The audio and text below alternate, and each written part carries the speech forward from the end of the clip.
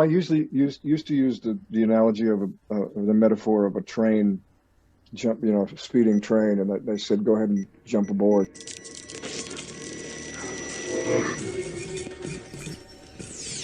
Hi, this is Carlos Bernard. You're listening to 20 Years of 24.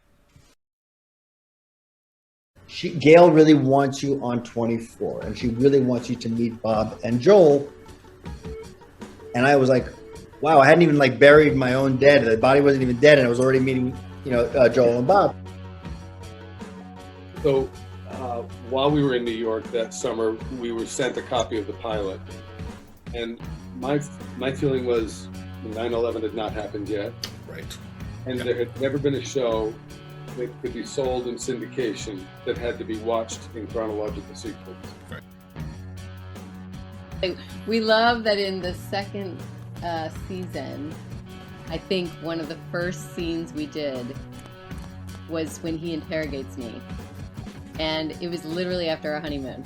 Right. And wow. we've been tanned. And all of a sudden, Nina was very tan. Sure. We tried to justify it as she's been in the prison yard. That's what happens. That's what happens when you go to the big house. Sitting at the table, we were doing a scene, and I just went, I'm president of the United States. I mean, it really hit me in this funny sort of way. Right. That I was the president of the United States. At an airport, people have come from all over, and people are not bashful about coming up and going, hi, I love you on your show.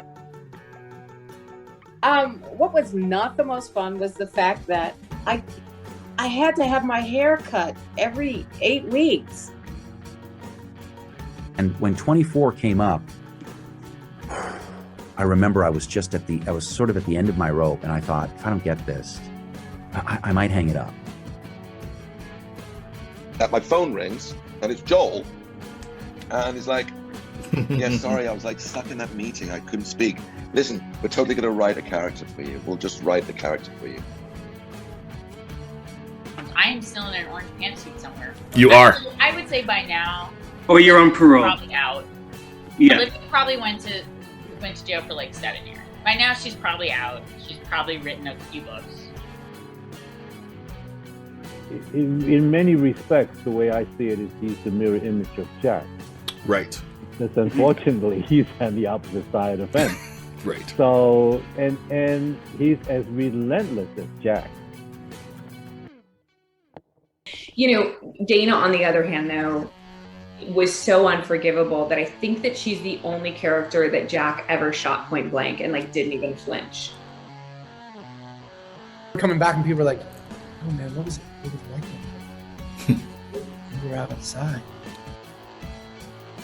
I don't really get to sit and reminisce and think about it as much, and like I said, 20 years, I can't even fathom that. It was wild, man. You didn't kill pregnant wives of the heroes on TV at the time.